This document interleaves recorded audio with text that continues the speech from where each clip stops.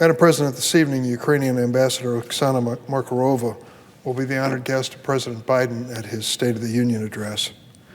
Yesterday, Senator Rob Portman of Ohio and I hosted the ambassador for a meeting with almost 25 Senate colleagues. It was a meeting I won't soon forget.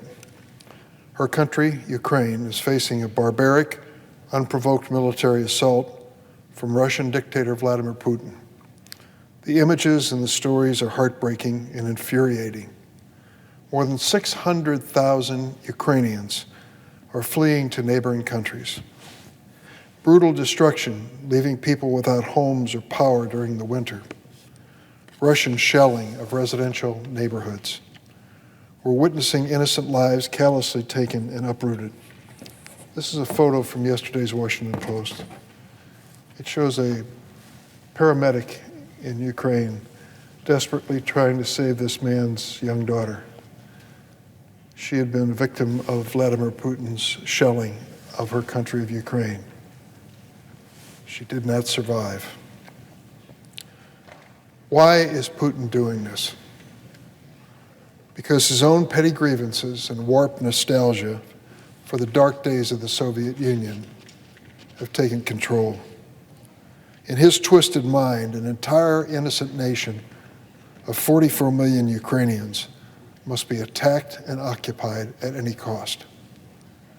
There's another reason he's trying to end Ukraine as we know it. He cannot bear to have a free and independent nation on his border because it shows to the people living in Russia the stark contrast of democracy versus despotic rule. This morning, the Human Rights Council in Geneva met. When Russia's foreign minister, Sergei Lavrov, began his speech, 100 diplomats all rose and walked out in protest of Russia's war on Ukraine. All of NATO and nearly the entire world is united in outrage at Russia's aggression. Mr. Putin should think about the infamy of his legacy. For years, he has poisoned and suppressed his own people. Now he is trying to destroy an entire nation, killing this little girl and who knows how many other innocent people.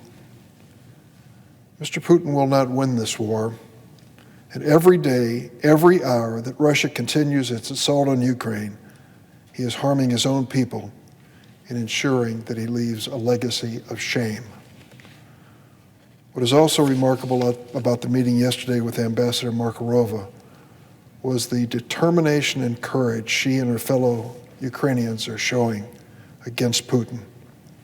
She explained to us that Ukrainians are peaceful people, but they'll fight. They'll participate in negotiations, but they won't surrender.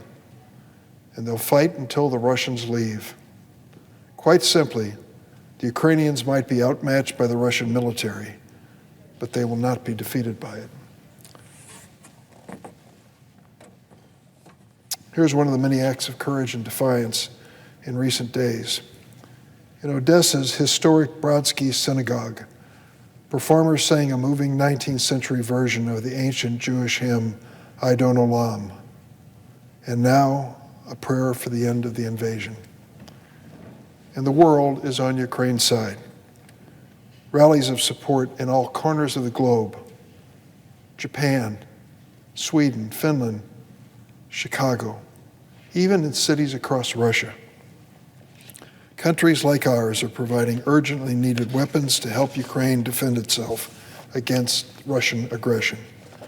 Poland and other Ukrainian neighbors are helping with hundreds of thousands of refugees fleeing in panic and disbelief.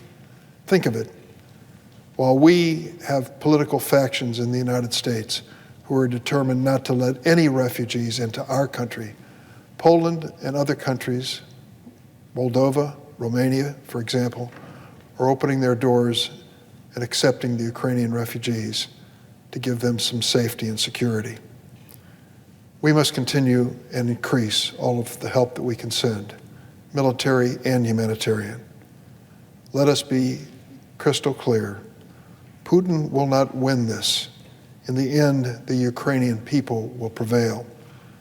And Putin's legacy in history will be written in the blood of the children and innocents his invasion of Ukraine has spilled.